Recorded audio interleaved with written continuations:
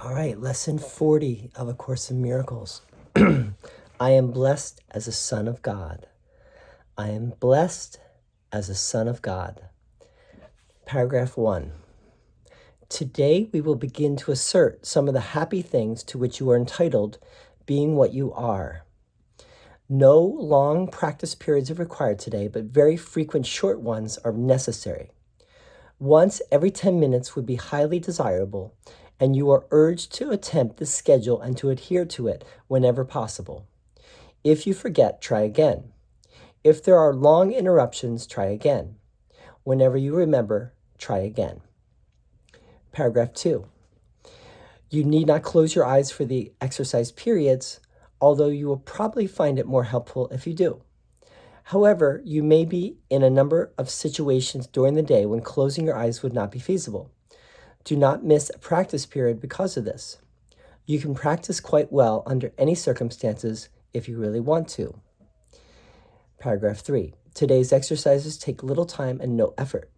Repeat the idea for today and then add several of the attributes you associate with being a son of God, applying them to yourself.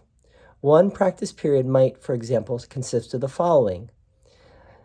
I am blessed as a son of God. This is in italics. I am blessed as a son of God. I am happy, peaceful, loving, and contented. Another might take this form. I am blessed as a son of God. I am calm, quiet, assured, and confident. If only a brief period is available, merely tell yourself that you are blessed as a son of God. Merely telling yourself that you are blessed as a son of God will do. This is a very short lesson. The lesson just previous was quite long. My holiness is my salvation. And remember that there were like five or six lessons that all had to do with holiness. And now we get to blessedness. I am blessed as a son of God. How wonderful to be a son of God.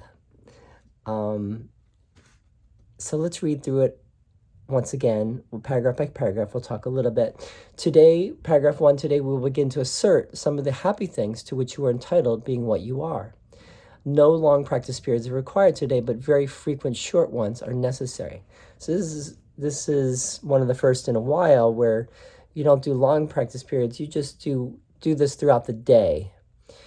Once every 10 minutes would be highly desirable, and you are urged to attempt to schedule and to adhere to it whenever possible. So once every 10 minutes. In a way, that's not a lot, but in a way, it is a lot. And who really does this and actually remembers to do it? You know, some people like set timers and do things like that to remind themselves.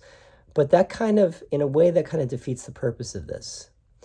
Because it's all about wanting to remember, that you are blessed as a son of God, and to bring in, whenever you are faced with something that is disturbing your mind, you bring in the idea for the day. And the reality is, considering that our minds are so easily disturbed, we could be doing this every moment of the day, actually, right? To remember this idea. And that's where this is all taking us, is taking us to a constant remembrance. And so even deeper than a constant remembrance is just a knowing, an ever-present awareness that it's true, that really pervades everything in your life. And so you become the blessedness that you're, I'm blessed as a son of God. You become the blessedness. You embody that. So if you forget, try again. If there are long interruptions, try again. Whenever you remember, try again. Whenever you remember that you forgot, try again. So try again. If at first you don't succeed, try again. There's 3 tries. So try again, until you triumph. Triumph. Got to put the umph in there. Paragraph 2. You need not close your eyes for the exercise periods, although you will probably find it more helpful if you do. However, you may be in a number of situations during the day when closing your eyes would not be feasible. Do not miss a practice period. Because of this, you can practice quite well under any circumstances if you really want to, and that's the key there. If you really want to, you have to want this. This should not be a chore. This should not be the kind of feeling like, oh, I should be doing that, or it's so that you want to do it. You want to remember this, and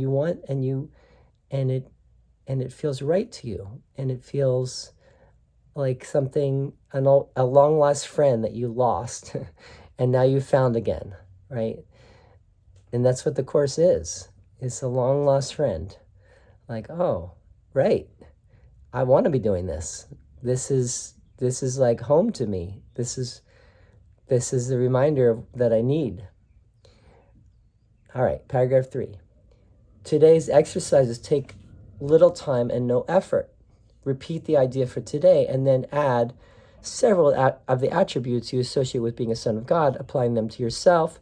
One practice period might, for example, consist of the following: I am blessed as a son of God. I'm happy, peaceful, loving, and contented.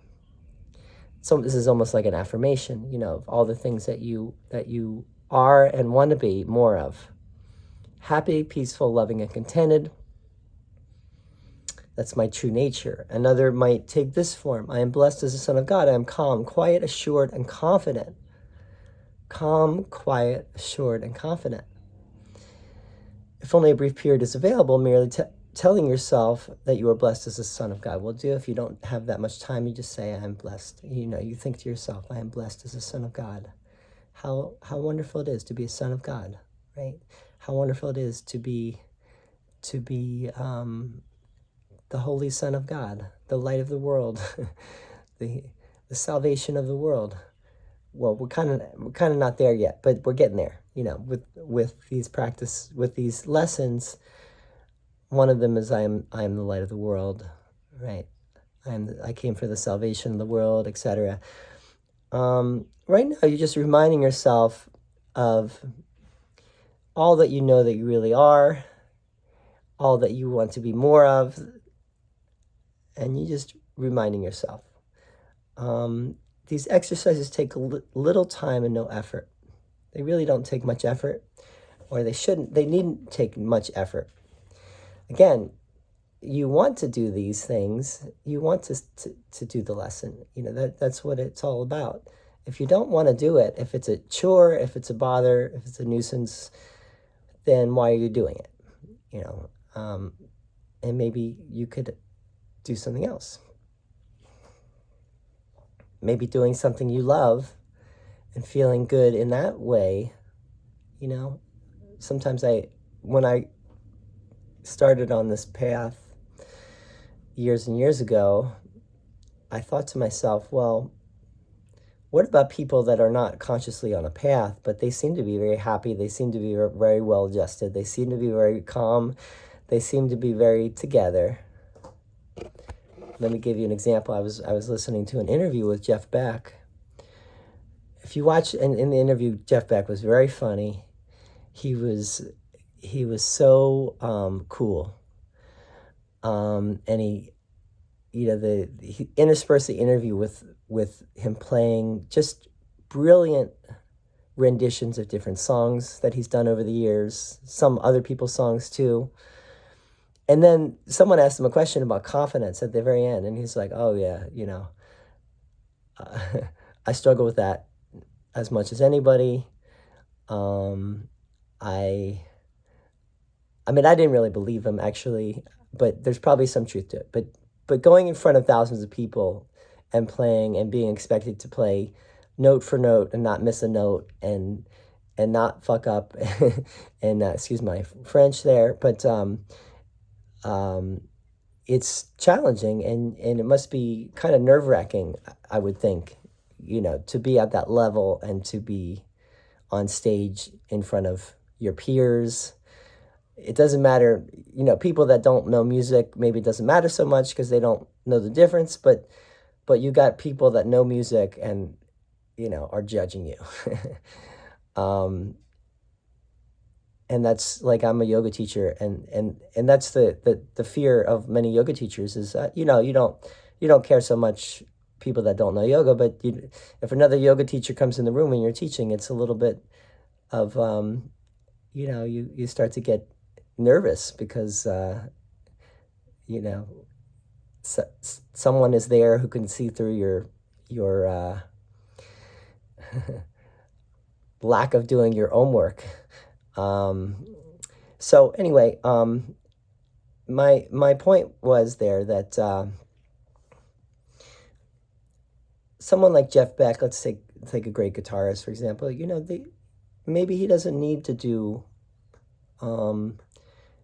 these kinds of things per se. Maybe his path is just playing the guitar, and that's his road to feeling his own blessedness, right? And I would say the same for anyone that loves what they do, and they just, they jam with it, and that's how they feel their blessedness. So you don't necessarily, I would say you wouldn't necessarily need to do this practice. It could be very helpful. Obviously, the course can be very helpful, and it is very helpful for many people.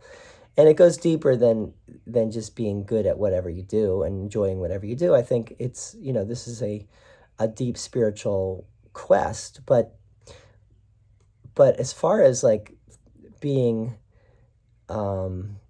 happy and well-adjusted and content and peaceful and loving and calm and quiet and assured, etc., and confident, you can get there in many ways, right? So this is just one way to get there. So thank you so much for listening, and we'll see you next one is 41. That God goes with me wherever I go. That's a great one because it's starting to get into the idea of this is all the time, all day, every day, all the time. God is not looking over your shoulder. God is walking next to you, or maybe even carrying you. And so you don't need to stress because you're walking in love, with love, to love all the time. So see you there. Thank you.